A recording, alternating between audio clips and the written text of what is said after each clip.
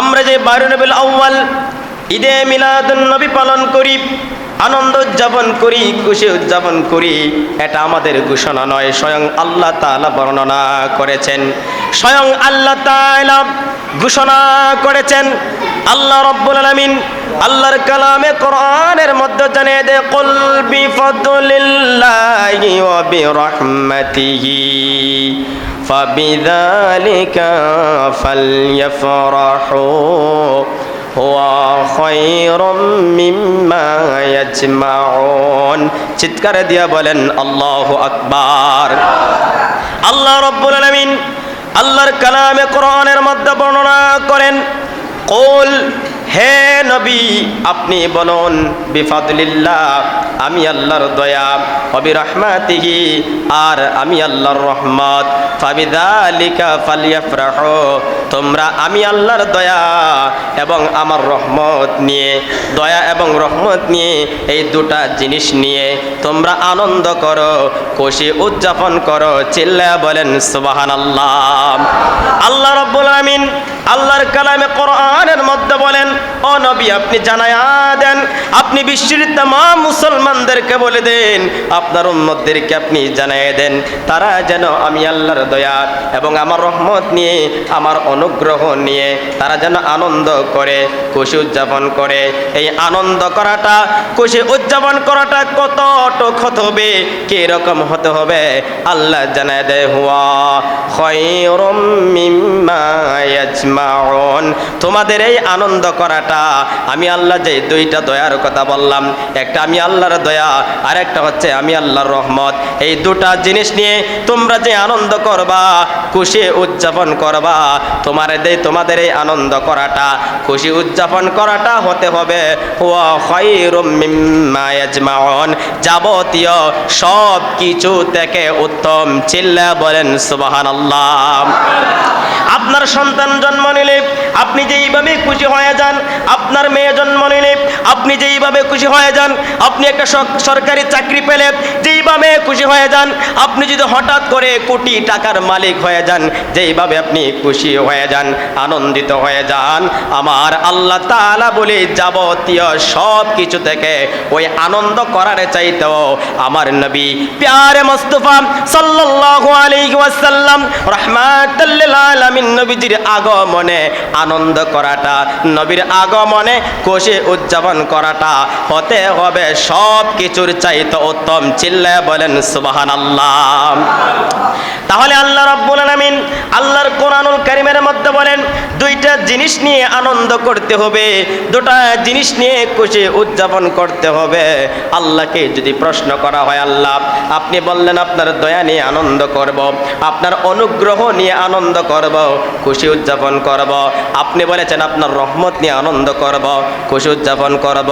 ও আল্লাহ আপনার রহমত দ্বারা কি বুঝাইলেন, আপনার দয়া দ্বারা কি বুঝাইলেন, আপনার অনুগ্রহ দ্বারা আপনি কি বুঝাইলেন, আপনার কোন অনুগ্রহ নিয়ে, আপনার কোন দয়া পেয়ে আমরা আনন্দ করব, আপনার কোন অনুগ্রহ পেয়ে আমরা আনন্দ করব, খুশি উদযাপন করব। আল্লাহ রাব্বুল আলামিন কোরআন দ্বারা এর দলিল দিয়ে দেয়, কোরআন দ্বারা প্রমাণ দিয়ে দেয়। ও বান্দা শুনো শুনো, আমি আল্লাহর কোন অনুগ্রহ নিয়ে তোমরা আনন্দ করবা, আমি আল্লাহর কোন দয়া নিয়ে তোমরা খুশি উদযাপন করবা। আল্লাহ তাআলা বলেন, লাকাদ মান্নাল্লাহু আলাল মুমিনিনা ইয বা'আসা ফীহিম রাসূলাম মিনহুম يتلو عليهم آياته ويزكيهم ويعلمهم الكتاب والحكمة وإن كانوا من قبل لفي ضلال مبين। চিৎকার দিয়ে বলেন সুবহানাল্লাহ। আল্লাহ তাআলা বলেছেন, আল্লাহর দয়া নিয়ে আনন্দ করব। আল্লাহ ওই দয়া দ্বারা কি বুঝাইলেন? আল্লাহ বলে, লাকাদ মান্নাল্লাহ, অবশ্যই আমি আল্লাহ দয়া করলাম। ও আল্লাহ আপনি কাদের প্রতি দয়া করলেন? আল্লাহ বলে, আলাল মুমিনিন, আমি আল্লাহ মুমিনদের প্রতি দয়া করেছি। ও আল্লাহ আপনি মুমিনদের প্রতি কি দিয়ে দয়া করলেন? আল্লাহ বলে, ইয বা'আসা ফীহিম রাসূলা, আমি আমার রাসূলকে মুমিনদের নিকট পাঠাইয়া আমি আমার রাসূলকে মুমিনদের কাছে পাঠাইয়া মুমিনদের প্রতি দয়া করেছি। চিল্লায়া বলেন সুবহানাল্লাহ, আর আওয়াজ দিয়া বলেন সুবহানাল্লাহ। আমার নবী কি আপনি আমার জন্য দয়া কি দয়া না? আওয়াজ দিয়ে কোন দয়া কি দয়া না? নবীর চাইতো আর কোন জিনিস বড় দয়া হইতে পারে? নবীর চাইতো আর কোন জিনিস বড় দয়া হইতে পারে না। আল্লাহ বলে লাকাদ মান্নাল্লাহ, আমি আল্লাহ অবশ্যই দয়া করলাম। কাদের প্রতি? আলাল মুমিনিন, মুমিনদের প্রতি দয়া করেছি। ও আল্লাহ মুমিনদের প্রতি কি দ্বারা দয়া করলেন? ইদ বাআসা ফীহিম রাসূলা, আমি আমার রাসূলকে তাদের নিকট পাঠাইলাম। আমি আমার নবীকে পাঠাইয়া আমি আমার রাসূলকে পাঠাইয়া মুমিনদের প্রতি দয়া করেছি। ও আল্লাহ আপনি কেমন দয়া করেছেন? সে রাসূলকে পাঠাইয়া আপনি কেমন দয়া করেছেন? আল্লাহ বলে ইয়াতলু আলাইহিম আয়াতিহি, তিনি এমন এক দয়া, তিনি এমন এক অনুগ্রহ। আমার রাসূল তোমাদের কাছে যাইয়া, আমার রাসূল তোমাদের নিকট যাইয়া আমি আল্লাহর কোরআন শিক্ষা দিবে, আমি আল্লাহর আয়াতসমূহ তোমাদেরকে শিক্ষা দিবে। চিল্লায়া বলেন সুবহানাল্লাহ। আর আওয়াজ দিয়ে কইন সুবহানাল্লাহ। নবী আমাদেরকে কোরআন শিক্ষা দিয়েছেন, নবী আমাদেরকে আল্লাহর আয়াতসমূহ শিক্ষা দিয়েছেন। ও আল্লাহ আর কি করবেন? আল্লাহ বলে ওয়ায়ুযাক্কিহিম, তোমাদেরকে পবিত্র করবে।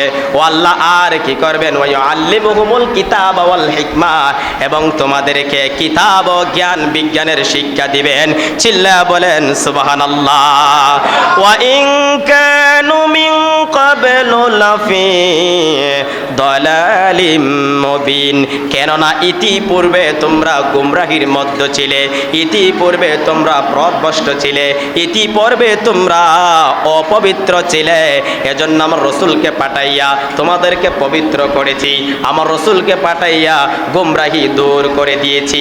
এই আয়াতের তাফসীর খুঁজলে পাওয়া যায় আমার প্রিয় নবী মুহাম্মদ সাল্লাল্লাহু আলাইহি ওয়াসাল্লাম এই পৃথিবীর জমিনে আসার আগে একটা যুগ ছিল, যেই যুগের নাম হচ্ছে আইয়ামে জাহিলিয়াতের যুগ।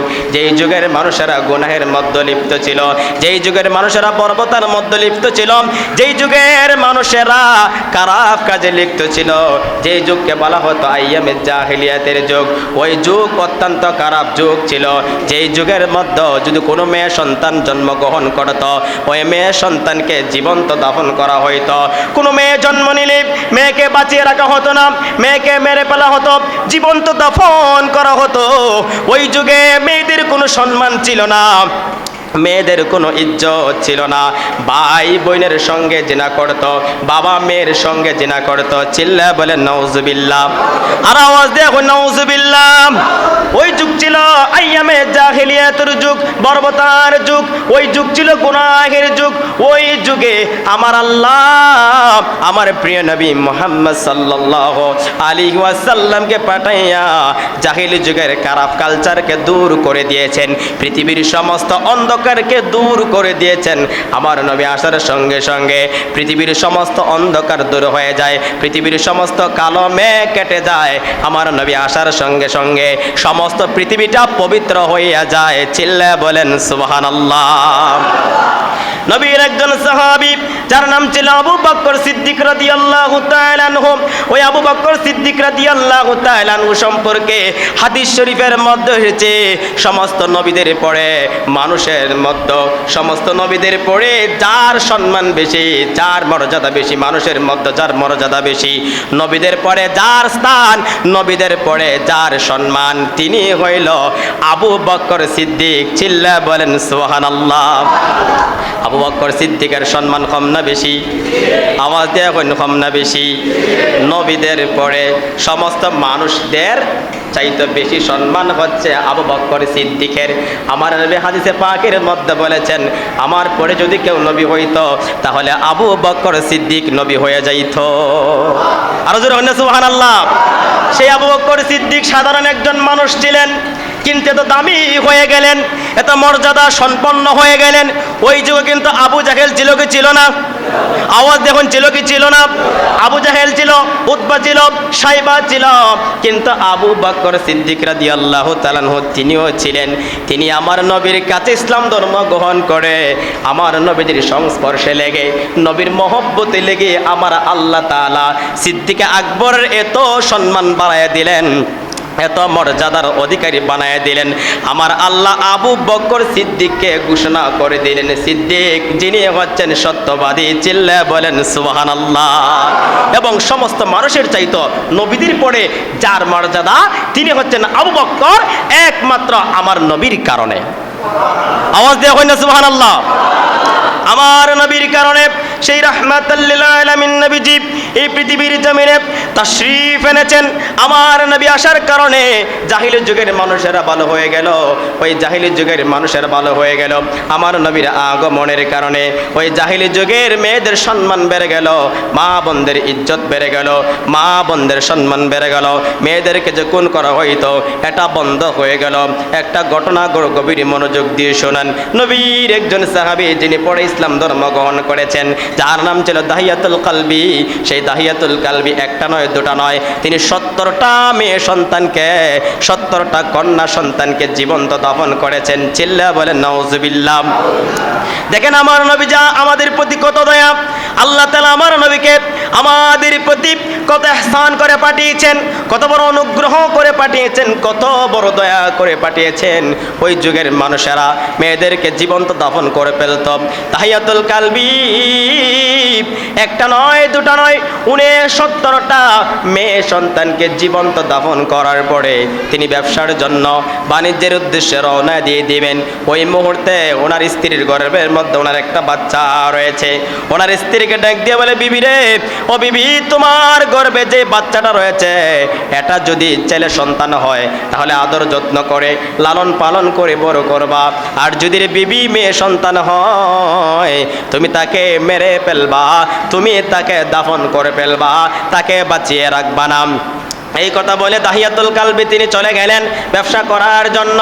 দীর্ঘ 5 বছর তিনি বাণিজ্য করলেন, ব্যবসা করলেন। ব্যবসা করার পরে যখন দাহিয়াতুল কালবি তিনি বাড়ির মধ্যে আসলেন, বাড়িতে আসার পরে দাহিয়াতুল কালবি ঘরের ভিতরে প্রবেশ করলেন।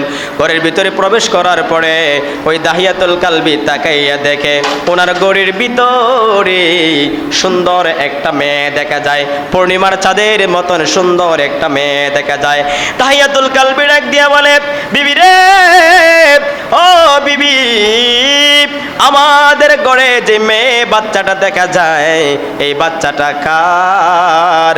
দাহিয়াতুল কালবির স্ত্রী বলে, স্বামী রে, এই মেয়েটা তো অন্য কোনো বাড়ির মেয়ে নয়, এই মেয়েটা অন্য কোনো মানুষের মেয়ে নয়, এই মেয়েটাই হচ্ছে তোমার আর আমার মেয়ে। চিৎকার দিয়া বলেন আল্লাহু আকবার। দাহিয়াতুল কালবি বলে, ও বিবি, আমি তো তোমাকে ওসিয়ত করেছিলাম, আমি তো তোমাকে ওসিয়ত করে গিয়েছিলাম, যদি কোনো মেয়ে সন্তান জন্ম নেয় তুমি তাকে মেরে ফেলবা, তুমি তাকে হত্যা করে ফেলবা। কিন্তু রে বিবি, কেন কেন রে তুমি তাকে মারলা না? কেন কেন রে তুমি তাকে দাফন করলা না? কেন তুমি তাকে বাঁচিয়ে রাখলা? বিবি ডাক দিয়ে কই, চোখের পানি ছেড়ে ছেড়ে কান্দে আর বলে, স্বামী রে, আমি এই মেয়েটাকে 10 মাস 10 দিন গর্ভে ধারণ করেছি, কত কষ্ট সহ্য করেছি।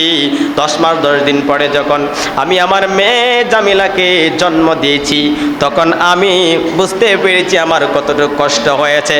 ও স্বামী, জন্ম দেওয়ার পরে আমি যখন প্রথম আমার মেয়েটাকে কুলের মধ্যে নিলাম, স্বামীরে আমি যখন তার চেহারার দিকে তাকাইলাম, তাকায়া দেখি রে স্বামী, হবু হবু আমার মেয়েটা তোমার চেহারার মতন হইয়াছে। চিৎকার দিয়া বলেন আল্লাহু আকবার। ও স্বামী, একেবারে তোমার চেহারার মতন হয়েছে, আমার দেখে মায়া লেগে গেল। আমি তো মা আমার সন্তানকে জন্ম দিয়েছি, কেমন করে রে এত কষ্ট করে জন্ম দেওয়ার পরে এই সন্তানটাকে আমি মেরে ফেলবো? আমি আমার সন্তানটাকে মারতে পারি নাই, আমার মায়া লেগে গিয়েছে, এজন্য আমার সন্তানটাকে মারতে পারি নাই। আমি মেয়েটাকে অতি আদর যত্ন করে বড় করেছি। দাহিয়াতুল কালবি বলে, বিবি রে, আমি কত মানুষের মেয়েকে জীবন্ত দাফন করেছি, আমি কত মেয়েকে মাটিতে পুঁতে মেরেছি, আমার পাড়া প্রতিবেশীর কাছে আমি কোনো জবাবদিহিতা করতে পারবো না। আমাকে যদি প্রশ্ন করে, ও দাহিয়া, তুমি আমাদের মেয়েদেরকে জীবন্ত দাফন করেছো, তুমি আমাদের মেয়েদেরকে হত্যা করেছো, দাহিয়ারে আজকে তোমার ঘরে মেয়ে জন্ম নিয়েছে, তোমার মেয়েকে তুমি মারলা না, আমি তো মানুষের কাছে মুখ দেখাতে পারবো না। দাহিয়াতুল কালবি মনে মনে ওই রকম চিন্তা করে, এখন আমি কি করব। এইভাবে দিন যেতে যেতে হঠাৎ একদিন দাহিয়াতুল কালবি তার স্ত্রীকে ডাক দিয়া বলে, বিবি রে, আমার মেয়েটাকে সুন্দর করে গোসল করাইয়া ভালো জামা পরাইয়া দাও, আজকে তাকে নিয়ে দাওয়াত খেতে যাব। ওনার মা, ওনার স্ত্রী ওই জামিলার মা সুন্দর করে গোসল করাইয়া নতুন কাপড় পরাইয়া স্বামীর হাতে দিয়ে দিলেন। স্বামী তাকে নিয়ে যাচ্ছে, জামিলা বাবার হাত ধরে ধরে দাওয়াত খাওয়ার উদ্দেশ্য রওনা দিয়ে দিয়েছে।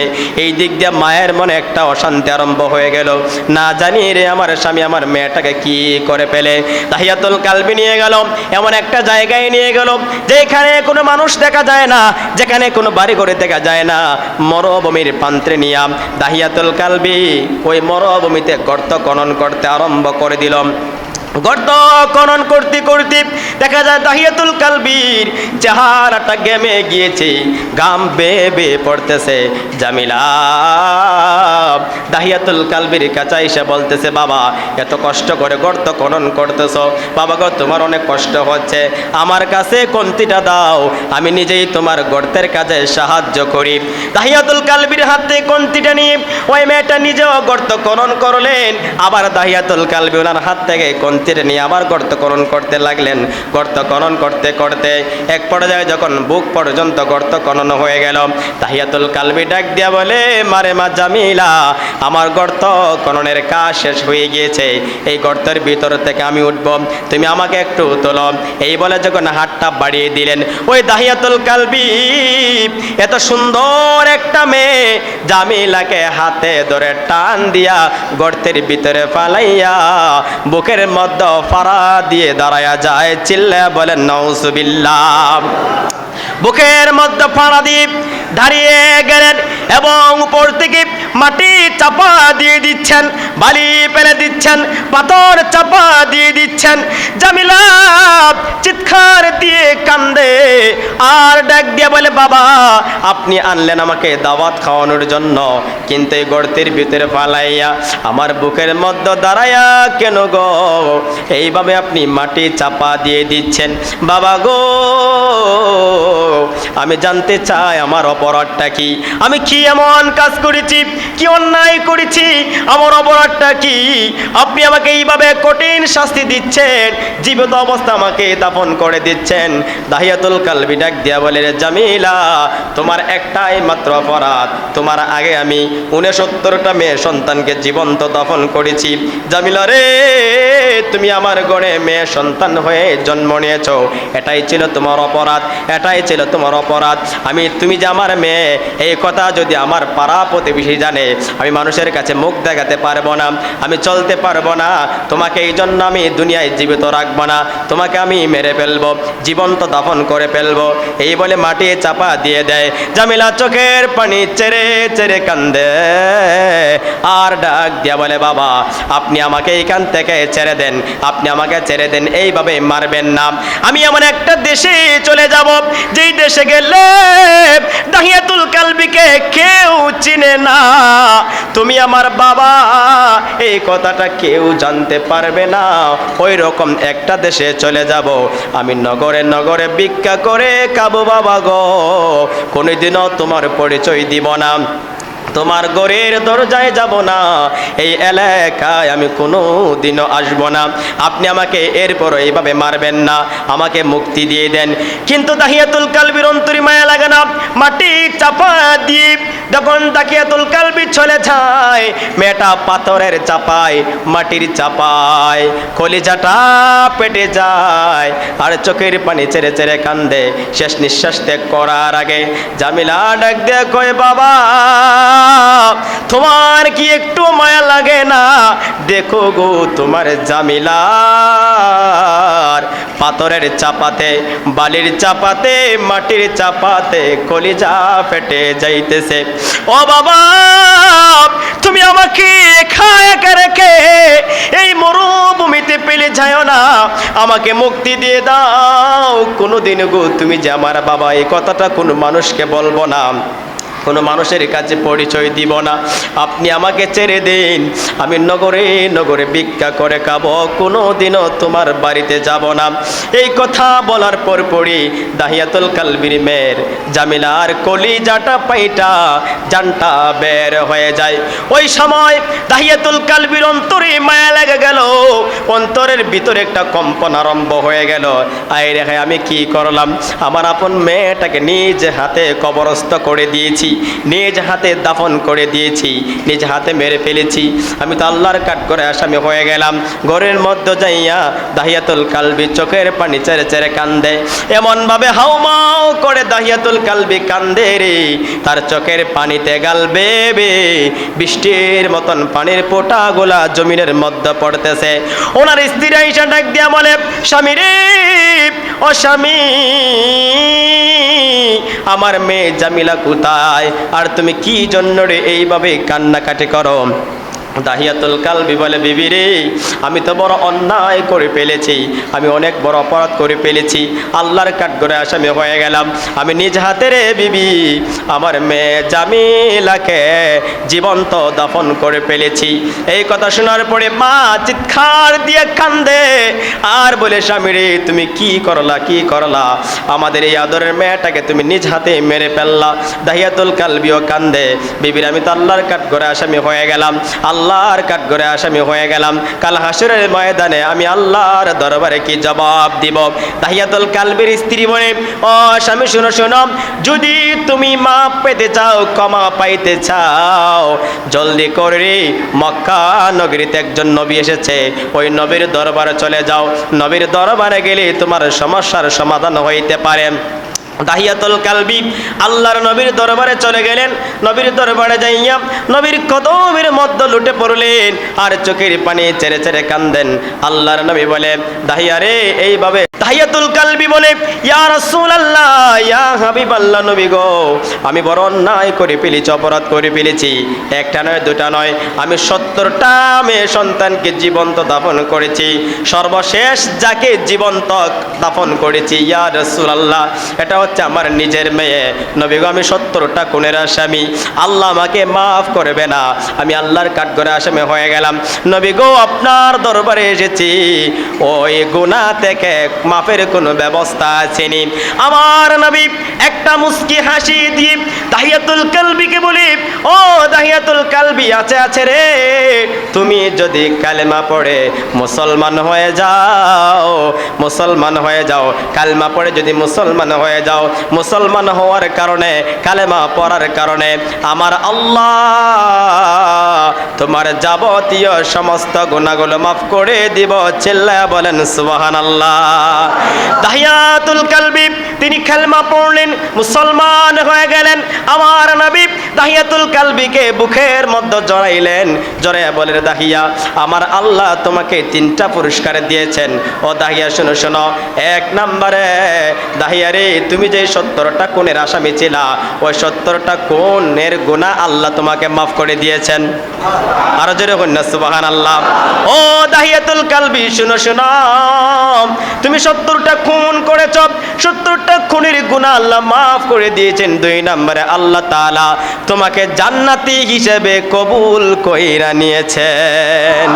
ওরে দাহিয়াতুল কালবি, শুনো শোনো, আমার আল্লাহ তাআলা জান্নাতে তোমার জন্য 70টা হুর গিলমান দান করে দিয়েছেন। হযরত দাহিয়াতুল কালবি, যিনি 70টা খুনের আসামি ছিলেন, এত বড় বড় গুনাহ করেছেন, ওইটা জাহেলিয়াতের যুগ, যেই যুগের মধ্যে মানুষদেরকে তিনি জীবন্ত দাফন করেছেন। জীবন্ত দাফন করার পরেও, 70টা খুনের আসামি হওয়ার পরেও আমার নবীর দরবারে যখন চলিয়া গেল, আমার নবীর বরকতে, আমার নবীর উসিলায় আমার আল্লাহ তাআলা দাহিয়াতুল কালবিকে মাফ করে দিলেন, জান্নাতি ঘোষণা করে দিলেন, 70টা হুর গিলমান দান করে দিলেন। শুধু তাই তাই নয়, তাহিয়াতুল কালবি আল্লাহ তাআলার কাছে এত দামি হয়ে গিয়েছিলেন, আমার আল্লাহ তাআলা যখন আমার নবীর দরবারে জিবরিল আমিন আলাইহিস সালামকে পাঠাইতেন, তখন জিবরিল আলাইহিস সালাম তাহিয়াতুল কালবির সূরত ধরে আমার নবীর কাছে আসতেন। সে রাহমাতুল লিল আলামিন নবীজি এই বাড়ি রবিউল আউয়ালে সোমবারে সুবহে সাদিকের সময় এই দরাতে তাশরীফ এনেছেন। এই জন্য বিশ্বের তামাম মুসলমানেরা আনন্দ করে, খুশি উদযাপন করে, ঈদে মিলাদুন নবী পালন করে। নবীর আগমনে আনন্দ খুশি উদযাপন করে, কারণ আল্লাহ বলেছেন আমার দয়া নিয়ে তোমরা আনন্দ করো, আমার দয়া নিয়ে তোমরা খুশি উদযাপন করো। এবার আপনারা বলুন তো, আমার নবীর চাইতো আর কোন জিনিস বড় দয়া হইতে পারে? আওয়াজ যখন হইতে পারে, তো নবী আমাদের জন্য ইহসান, নবী আমাদের জন্য আল্লাহর বড় দয়া, নবী আমাদের জন্য আল্লাহর পাঠানো বড় অনুগ্রহ। আল্লাহ বলেছেন দুইটা জিনিস নিয়ে আনন্দ করো, একটা হচ্ছে আল্লাহর দয়া। তাহলে আমরা কোরআন থেকে বুঝতে পারলাম আল্লাহর দয়া, আল্লাহর অনুগ্রহ, আল্লাহর ইহসান হচ্ছেন আমার আপনার নবী মুহাম্মদ সাল্লাল্লাহু আলাইহি ওয়াসাল্লাম। চিৎকার দিয়ে বলেন সুবহানাল্লাহ। এই জন্য সেই নবীর আগমনে আমরা ঈদে মিলাদুন নবী সাল্লাল্লাহু আলাইহি ওয়াসাল্লাম পালন করি, ঈদ উদযাপন করি, খুশি উদযাপন করি। এতে কোনো বেদাত হবে? আওয়াজ দেন, কোনো বেদাত হবে নাকি? কোনো বেদাত হবে না।